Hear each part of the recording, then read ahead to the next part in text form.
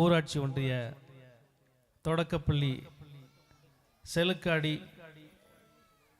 அதனுடைய 34வது ஆண்டு விழாவாகவும் நம்மை நாமே ஆள்கின்ற அரசியலமைப்பு சட்டத்தை உருவாக்கி தந்த குடியரசு தின நாளாகவும் கொண்டாடி கொண்டிருக்கக்கூடிய இந்த நல்ல விழாவிலே அமர்ந்து இந்த விழாவை சிறப்பித்துக் கொண்டிருக்கக்கூடிய பள்ளியினுடைய தலைமை ஆசிரியை பற்றி நம்மளுடைய டிஸ்ட்ரிக்ட் கோஆர்டினேட்டர் திரு சீனிவாசன் அவர்கள் சொன்னாங்க. மரியாதைக்குரிய செல்வராணி அவர்களே, அதை போல துணை ஆசிரியர் மரியாதைக்குரிய தேவகி அவர்களே, இந்த பகுதியினுடைய கவுன்சிலர் மரியாதைக்குரிய சகோதரி சாய் பிரியா அவர்களே, இங்கே வந்து எனக்கு முன்பாக சிறப்புரையாற்றி அமர்ந்திருக்கக்கூடிய மாவட்ட ஒருங்கிணைப்பாளர் மரியாதைக்குரிய திரு சீனிவாசன் அவர்களே, என்னோடு இந்த விழாவிலே கலந்து கொள்வதற்காக வருகை புரிந்திருக்கக்கூடிய ஒன்றிய கழக செயலாளர் அண்ணன் பத்மநாபன் அவர்களே, பேரூராட்சி கழக செயலாளர் சேகர் அவர்களே, தம்பி விக்கி என்கிற விக்னேஸ்வரன் அவர்களே,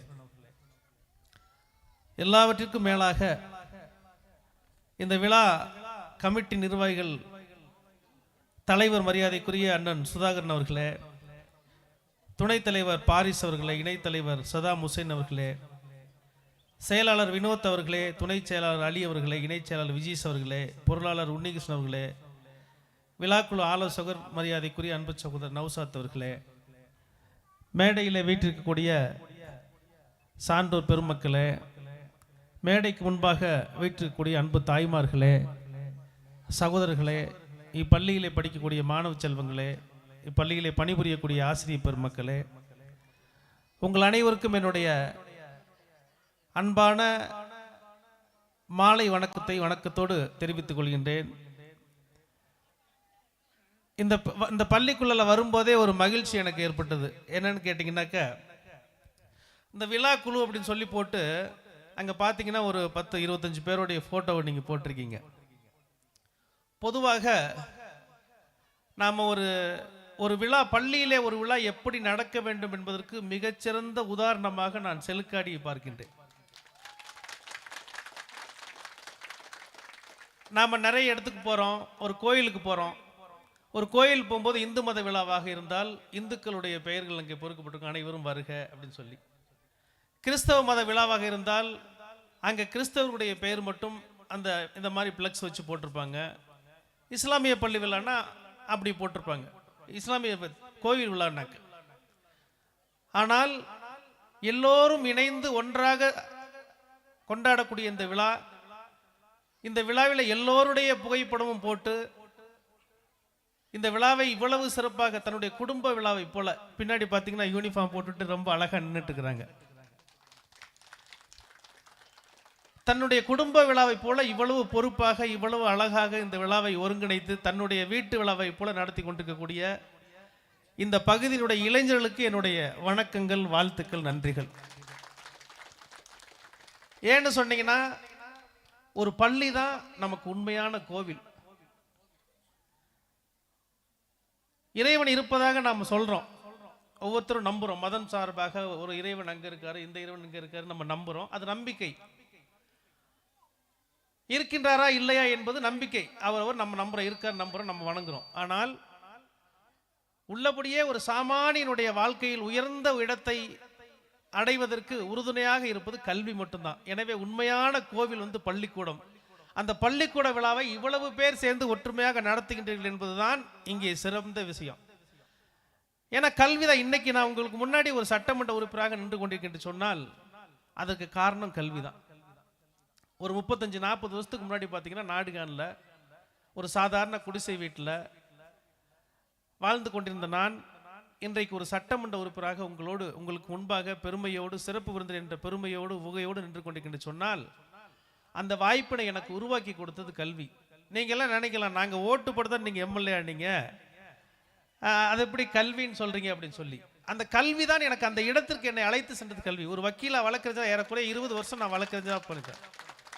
நான் வழக்கறிஞராக பணிபுரிந்த காலத்தில் பணத்தை மட்டுமே குறிக்கோளாக கொள்ளாம 1000 ரூபாய் கொடுத்தாலும் சரி, 5000 ரூபாய் கொடுத்தாலும் சரி, 500 ரூபாய் கொடுத்தாலும் சரி, அறவே கொடுக்காட்டாலும் சரி, என்னுடைய கல்வியை வைத்து நான் என்ன வேலை சேவை செய்ய முடியுமோ இந்த சமுதாயத்திற்கு அதை நான் செய்த காரணத்தினால்தான் ஒரு இயக்கத்திற்கு என்னுடைய பெயர், இவர் வழக்கறிஞராக இருக்காரு, மக்களோட நல்ல தொடர்பில் இருக்கிறாரு, இவருக்கு ஒரு வாய்ப்பு கொடுக்கலான்னு ஒரு இயக்கத்தை என்ன வைத்தது என்னுடைய தொழில். அந்த தொழிலை எனக்கு அளித்தது என்னுடைய கல்வி. ஆக என்னையே இந்த இடத்துக்கு கொண்டு வந்தது காரணம் கல்வி, உருவாக்கியது நீங்கள். அதனால என்னுடைய பள்ளிக்கும் உங்களுக்கும் என்னுடைய நன்றிகளையும் வணக்கத்தையும் இந்த தருணத்திலே தெரிவித்துக் கொள்கின்றேன்.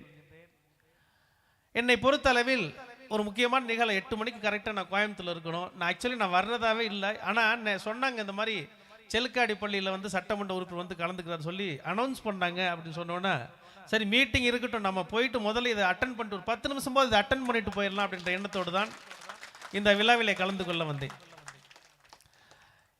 நாம் இன்னைக்கு ஒரு உறுதிமொழி ஏற்றுக்கணும். ஏன்னா இளைஞர் பெருமக்கள்லாம் இங்கே இருக்கீங்க. நீங்கள் தான் நாளைக்கு வருங்கால இந்த ஊரையும் நாட்டையும் எப்படி இருக்க வேண்டும் நிர்ணயிக்கக்கூடிய மிகப்பெரிய சக்திகள் இளைஞர்கள். அந்த சக்தியெல்லாம் ஒரே இடத்தில் மையம் கொண்டிருப்பதனால் ஒரு விஷயத்தை கோரிக்கையாக இங்கே வைக்கின்றேன். இப்போ பார்த்தீங்கன்னா ஒவ்வொரு ஊர்லேயும் இந்து கோயில் இருக்கும், இஸ்லாமிய திருத்தலம் இருக்கும், அதே மாதிரி கிறிஸ்தவ ஆலயம் இருக்கும். ஒவ்வொரு ஊர்லேயும் நம்ம ஃபங்க்ஷன் பண்ணுறோம், வருஷம் திருவிழா பண்ணுறோம். அதுக்காக ஊரில் வந்து நம்ம கலெக்ஷன் பண்ணுவோம். கலெக்ஷன் பண்ணி எல்லாம் அந்த மதம் சார்ந்த மக்கள்கிட்ட எல்லாம் ஒரு சந்தா மாதிரி கலெக்ஷன் பண்ணி விழாவை நம்ம கோலாகலமாக சிறப்பாக கொண்டாடுவோம். அப்படி விழா கொண்டாடும் போது இங்கே இருக்கக்கூடிய இளைஞர் பெண்மக்கள் நிச்சயமாக அதை நீங்கள் நிறைவேற்றுவீங்கிற நம்பிக்கை உங்களை பார்க்கும்போது எனக்கு அந்த நம்பிக்கை ஏற்படுகின்றது. அதனால தான் உங்கள்கிட்ட கோரிக்கை வைக்கிறேன்.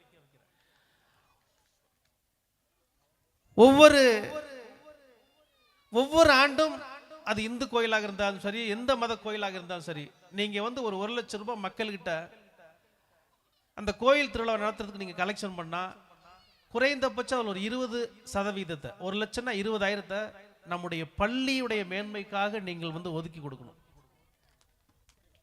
1 லட்சம் ரூபாய் நீங்கள் கலெக்ஷன் பண்ணீங்கன்னா அது 3 மதம் யாராக இருந்தாலும் சரி, 1 லட்சம் ரூபாய் கலெக்ஷன் 20.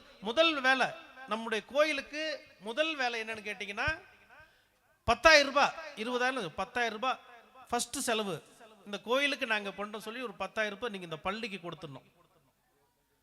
அந்த பள்ளிக்கு என்னென்னவெல்லாம் அடிப்படை தேவைகள் இருக்கிறதோ, பெஞ்ச் இருக்கலாம், டெஸ்க் இருக்கலாம், போர்டு இருக்கலாம், ஸ்மார்ட் போர்டு இருக்கலாம், என்ன வேணுமோ அதை வந்து ஆண்டுதோறும் ஒன்று வாங்கி கொடுத்தீங்கன்னா ஒரு 5 வருஷம் கழிச்சு 10 வருஷம் கழிச்சு பார்த்தீங்கன்னா நம்முடைய பள்ளிக்கு என்னென்னவெல்லாம் தேவையோ அதை அரசாங்கம் வந்து பள்ளியை கட்டி கொடுக்கும், ஆசிரியர் நியமிக்கும்.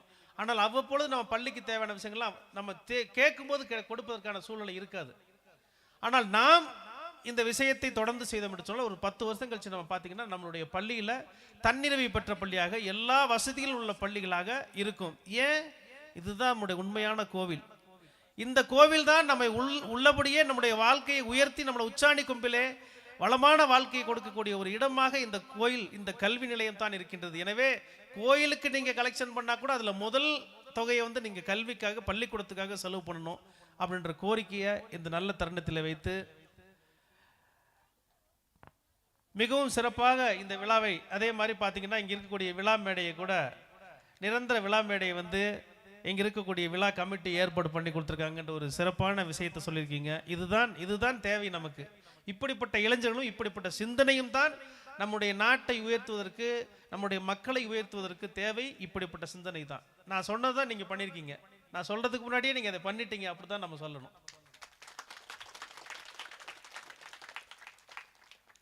எனவே கூடியிருக்கக்கூடிய தாய்மார்கள், இப்போ நம்ம கோஆர்டினேட்டர் கூட சொன்னார், இந்த மாதிரி 14 ஸ்டூடெண்ட்ஸ் தான் இருந்தாங்க. இப்போ வந்து ஏறக்குறைய 30க்கும் மேற்பட்ட மாணவர்கள் வந்து சேர்ந்துருக்குறாங்க. அதுக்கு நம்மளுடைய தலைமை ஆசிரியர் காரணமாக இருக்கிறாங்க அப்படின்னு சொல்லி சொன்னாங்க.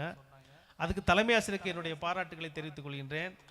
தலைமை ஆசிரியர் மட்டும் நினைத்தால் இந்த பள்ளி இருக்காது. உங்களுக்குலாம் தெரியும், ஏறக்குறைய 80 பள்ளிகளை நீலகிரி மாவட்டத்தில் வந்து க்ளோஸ் பண்ணுறதுக்கான முயற்சியில் அரசாங்கம் ஈடுபட்டு அந்த மாதிரி நடந்துட்டு இருக்குது. அப்போ நம்ம ஊரில் இருக்கக்கூடிய இந்த பள்ளியை க்ளோஸ் பண்ணாமல் ஏழை எளிய பழங்குடியின மக்கள் படிக்கக்கூடிய, நம்முடைய பிள்ளைகள் படிக்கக்கூடிய இந்த பள்ளி நல்லபடியாக நீண்ட காலத்துக்கு தொடர்ந்து இயங்கணும்னா அது வந்து ஸ்கூலோடைய கையிலையோ கவர்மெண்டோடைய கையிலே கிடையாது, உங்களுடைய கையில் தான் இருக்குது. என்ன பண்ணணும்? நம்மளுடைய பிள்ளைகளை தைரியமாக பள்ளியில் சேர்க்கணும். இன்னும் சொல்ல போனால் அரசு பள்ளியிலே படிக்கக்கூடிய மாணவர்களுடைய ஆற்றல் வந்து பார்த்தீங்கன்னா தனியார் பள்ளியிலே படிக்கக்கூடிய மாணவர்களுடைய காட்டிலும் இங்கே இருக்க ஏறக்குறைய இளைஞர்கள் ஒரு 10-40 பேர் இருக்காங்க. நீங்கள் எல்லாத்தையும் பார்த்தீங்கன்னா எங்கே படிச்சிருப்பாங்கன்னா இந்த ஸ்கூல்லையோ ஏதாவது கவர்மெண்ட் ஸ்கூலில் தான் படிச்சிருப்பாங்க. ஒரு 5% இருக்குதுல ஒரு 5 பேர் பிரைவேட் ஸ்கூலில் படிச்சிருப்பாங்க. மீது எல்லாமே கவர்மெண்ட் ஸ்கூலில் தான் படிச்சிருப்பாங்க. அவங்களுக்கு தான் பொறுப்புணர்ச்சி அதிகமாக இருக்கும். இந்த நாட்டை பற்றி, ஏழைகளை பற்றி, எளியவர்களை பற்றி. ஏன்னா ஏழ்மை நிலையிலிருந்து அவர்கள் இந்த இடத்துக்கு வருகின்றார்கள். எனவே ஏழைகளுக்கு நாம் எதையாவது செய்து கொடுக்க வேண்டும் என்ற பொறுப்புணர்ச்சி அப்படிப்பட்ட அரசு பள்ளியிலே படிக்கக்கூடிய மாணவர்களுக்கு அதிகமாக இருக்கும். எல்லோருக்கும் இருக்கும், அரசு பள்ளியிலே படிக்கக்கூடிய மாணவர்களுக்கு அதிகமாக இருக்கும். எனவே இந்த பள்ளி தொடர்ந்து இந்த பகுதியில் இயங்க வேண்டும், நம்முடைய பிள்ளைகள் இங்கே படிக்க வேண்டும் என்று சொன்னால் அது அரசின் கையிலோ இந்த ஆசிரியர்களின் கையிலோ கிடையாது. பெற்றோர்களாகிய உங்கள் கையிலே, நம்முடைய கையிலே இருக்கிறது. நம்முடைய பிள்ளைகளை தைரியமாக இந்த பள்ளியை நம்பி நாம் சேர்த்தோம் என்று சொன்னால் இன்னைக்கு 34 இருக்குது, அடுத்த வருஷம் 50 ஆகணும், அடுத்த வருஷம் 60 ஆகணும், அடுத்த வருஷம் 100 ஆகணும், 200 ஆகணும். அடுத்து நீங்கள் ஆட்டோமேட்டிக்காக இன்னைக்கு வந்து பிரைமரி ஸ்கூலாக இருக்குது, எங்களுக்கு மிடில் ஸ்கூலில் மாற்றி கொடுங்க, 8th வரை பண்ணி கொடுங்க, அப்புறமும் நல்ல ரிசல்ட் வந்தால் 10th வரை மாற்றி கொடுங்க. இதெல்லாம் நடக்காத விஷயம் கிடையாது.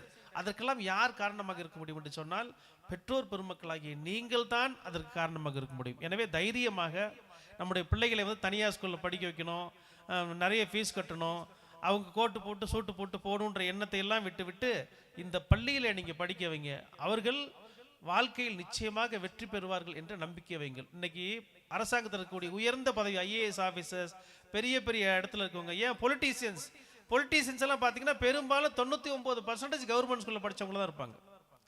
அதே மாதிரி அதிகாரிகள் அரசின் உயர்ந்த இன்னைக்கு கூடல இருக்கக்கூடிய RTO போய் பாருங்க, DFO போய் கேளுங்க. அதே மாதிரி இங்கே இருக்கக்கூடிய எந்த அதிகாரி போய் தாசில்தார் போய் கேளுங்க, எங்கே படிச்சின்னு கேட்டால் அவங்க சொல்றது நான் கவர்மெண்ட் ஸ்கூலில் படித்தேன் அப்படின்னு தான் சொல்லுவாங்க. எனவே அவர்கள் தான் இந்த உலகத்தில் இருக்கக்கூடிய போட்டிக்கு தகுந்தவர் தம்மை தயார்படுத்தி கொண்டு இந்த இப்படிப்பட்ட நல்ல உயர்ந்த பதவிக்கு வருவதற்கான வாய்ப்புகள் அவர்களுக்கு அதிகம். எனவே நிறைய இன்னும் ஒரு மணி நேரம் கூட பேசலாம். பள்ளி குழந்தைகளை பற்றி உங்களுக்கு தேவையான விஷயங்கள்லாம் சொல்லலாம். கரெக்டாக 4 மணிக்கு நான் கோயம்புத்தூர்ல இருக்க வேண்டிய காரணத்தினால, அதே மாதிரி இங்கே இருக்கக்கூடிய நம்முடைய அன்பு நண்பர்கள் எல்லாமே வந்து ஓல்டு ஸ்டூடெண்ட். அதனால தான் நான் சொன்னேன், இந்த பள்ளியின் மீது உங்களுக்கு அக்கறை வருதுன்னு சொன்னால் ஒன்று நீங்கள் இந்த ஓல்டு ஸ்டூடெண்ட் இருப்பீங்க. அது மட்டும் இல்லாமல் ஓல்டு ஸ்டூடெண்ட்டுக்கு மட்டும் இருந்தால் பார்த்தது, இந்த சமுதாயத்தை இந்த மக்களை நேசிக்கக்கூடியவர்களாக இருந்தால்தான் இந்த எண்ணம் வரும். ஏன் எல்லா ஊர்லேயும் ஓல்டு ஸ்டூடெண்ட் இருக்காங்களே, எல்லா ஊர்லேயும் ஏன் இந்த மாதிரி யூனிஃபார்ம் போட்டுட்டு, இந்த மாதிரி போர்டு போட்டுட்டு, இந்த மாதிரி எல்லாம் நம்ம குடும்ப விழா மாதிரி எல்லா ஊர்லேயும் ஏன் இந்த மாதிரி ஃபங்க்ஷன் நடக்கிறது இல்லை? ஏன்னா ஒரு 10 பேர் இருந்தாங்கன்னா, 100 பேர் இருந்தாங்கன்னா ஒரு 10 பேருக்கு அந்த சிந்தனை இருக்கும். ஆனால் இங்கே இருக்கக்கூடிய இத்தனை இளைஞர்களுக்கும் அந்த சிந்தனை வந்திருக்கிறது என்பதுதான் இந்த பகுதியுடைய சிறப்பு. எனவே இந்த இளைஞர்களுக்கு, இந்த விழா குழுவினருக்கு என்னுடைய பணிவான சிரம் தாழ்ந்த வணக்கங்களை இந்த நல்ல தருணத்திலே சொல்லி, இந்த பள்ளியிலே படித்துக் கொடுக்கக்கூடிய ஆசிரியர் பெருமக்களுக்கு என்னுடைய அன்பான வேண்டுகோள். ஏன் தனியார் பள்ளிகளை நோக்கி நம்முடைய பிள்ளைகள் போகிறாங்க, பெற்றோர்கள் கொண்டு சேர்க்கிறாங்கன்னா ஒரே ஒரு காரணம், தரமான கல்வி இங்கு இல்லை என்று அவர்கள் கருதுகின்றார்கள். அரசு பள்ளியில் தான் ஆசிரியர்கள்லாம் பார்த்தீங்கன்னா கண்டிப்பாக நீங்கள் டீச்சராக கவர்மெண்ட் ஸ்கூலில் வரணும்னா B.Ed முடிச்சிருக்கணும், BSc B.Ed முடிச்சிருக்கணும், UG முடிச்சு B.Ed முடிச்சிருக்கணும், PG முடிச்சு B.Ed முடிச்சிருக்கணும். இந்த மாதிரி குவாலிஃபைடு எக்ஸாம்லாம் வச்சு அரசு பள்ளிக்கு தான் ஆசிரியர்கள் எடுக்கிறாங்க. அப்போ தகுதியான ஆசிரியர்கள் யாருன்னு பார்த்தீங்கன்னா நீங்கள் இங்கே பணிபுரியக்கூடிய ஆசிரியர்கள் தான் இருக்க முடியும். ஏன்னா கடுமையான தேர்வுகள்லாம் எழுதி தான் நீங்கள் இந்த பணிக்கு வர்றீங்க. ப்ரைவேட் ஸ்கூலில் கூட பார்த்தீங்கன்னா டிகிரி முடிச்சுட்டு நீங்கள் டெட்டோ நெட்டோ எதுவுமே எழுதாமல் டிஆர் எந்த எக்ஸாம் எழுதாமல் நீங்கள் அங்கே போய் வேலைக்கு சேர்ந்தலாம். ஆனால் அரசு பள்ளியில் நீங்கள் சேரணும்னா கடுமையான தேர்வுகளை எழுதி அதெல்லாம் வெற்றி பெற்று உங்களுடைய திறமையை காட்டி தான் வரணும். அப்படி பார்க்கும்போது அங்கு பணிபுரியக்கூடிய ஆசிரியர்களை காட்டிலும் அதிகமான திறமை உள்ள ஆசிரியர்கள் அரசு பள்ளியில் தான் பணிபுரியுறீங்க. அந்த திறமையை நீங்கள் வந்து சரியாக நம்முடைய மாணவர்களுக்கு ஒன்றும் இல்லை. இன்னைக்கு குடியரசு தினம், நல்ல ஒரு தகவலை கூட நம்ம கோஆர்டினேட்டர் சீனிவாசன் அவர் சொன்னார். இன்னைக்கு என்ன நாள் அப்படி சொல்லி இந்த மாதிரி சின்ன சின்ன தகவல், ஒரு நாளைக்கு ஒரு ஆசிரியர் வந்து ஒரு 5 புது தகவல்களை நீங்கள் வந்து திரட்டிட்டு வரணும். டெய்லி பேப்பர் படித்து, நியூஸ் பேப்பர் பார்த்து, கூடலூர்லேருந்து ஆரம்பிங்க. செலுக்காடி வில்லேஜ் எவ்வளோ டிஸ்டன்ஸ் இருக்குது, எவ்வளோ ஸ்கொயர் கிலோமீட்டர் இருக்குது, எவ்வளோ ஏரியா உள்ளது செலுக்காடி வில்லேஜ், எத்தனை வில்லேஜ் இருக்குது, கூடலூர் தாசில்தார் யார், RDO யார், DSP யார், இங்கே இருக்க ஜட்ஜி யார், நீலகிரி மாவட்ட ஆட்சியர் யார், இப்படியே நீங்கள் ஒரு நாளைக்கு ஒரு 5 விஷயங்களை நீங்களும் பேப்பரை படிப்பீங்க, நோட்ஸ் எடுத்துங்க. வந்தவுடனே காலையில் உங்களுடைய பாடத்தை ஆரம்பிப்பதற்கு முன்பாக அந்த மாணவர்களுக்கு ஒரு 5 பொது விஷயத்தை சொல்லிக் கொடுங்க. அப்படி சொல்லி கொடுத்தீங்கன்னா அது ஒரு சாதாரண நீங்கள் 5 விஷயம் 2 விஷயம். ஒன்று, நீங்கள் கற்றுக்குறீங்க, you are equipped yourself, உங்களுடைய திறமையை நீங்கள் அதிகரித்துக் கொள்கின்றீர்கள். அதை உங்களுடைய மாணவர்களுக்கு டிரான்ஸ்ஃபார்ம் பண்ணுறீங்க, அவர்கள் அறிவாற்றலில் சிறந்தவர்களாக வருகின்றார்கள். அப்படி வரும்போது செல்காடி ஸ்கூலா டிஸ்ட்ரிக்ட் லெவலில் நடக்கிற எல்லா போட்டிலையும் அவங்க தான் ஃபர்ஸ்ட் வர்றாங்க அப்படின்ற பேர் வரும்போது பெற்றோர்களுக்கு இந்த பள்ளியின் மீது நம்பிக்கை வரும். நம்ம பிள்ளையை இங்கே சேர்த்து உள்ள இங்கே படிக்க வைக்கணுன்ற எண்ணம் அவங்களுக்கு வந்ததுன்னா தானாக நீங்கள் போயிட்டு அவங்களை சேர்க்க வேண்டிய தேவை இருக்காது. அவர்களே இந்த பள்ளியை தேர்ந்தெடுத்து இந்த பள்ளியிலே சேர்த்து விடக்கூடிய ஒரு நல்ல சூழல் உருவாகும். அப்படிப்பட்ட சூழல் உருவாவதை இந்த ஆசிரியர் பெருமக்கள் தான் உறுதி செய்து கொள்ள வேண்டும் என்று சொல்லி இந்த நல்ல விழாவிலே கலந்து கொள்வதற்கான ஒரு நல்ல வாய்ப்பினை எனக்கு ஏற்படுத்தி கொடுத்த இந்த பள்ளியினுடைய விழா குழுவினர், இந்த பள்ளியினுடைய தலைமை ஆசிரியர், என்னுடைய பேச்சை அமைதியாகவும் பொறுமையாகவும் கேட்டுக்கொண்டிருந்த பெற்றோர் பெருமக்கள், தாய்மார்கள், சகோதரர்கள் எல்லோருக்கும் என்னுடைய வணக்கங்களையும் நன்றிகளையும் இந்த நல்ல தருணத்தில் உரித்தாக்கி கொண்டு நல்ல வாய்ப்புக்கு நன்றி பாராட்டி விடைபெறுகின்றேன். நன்றி, வணக்கம். நன்றி நன்றி நன்றி ஐயா.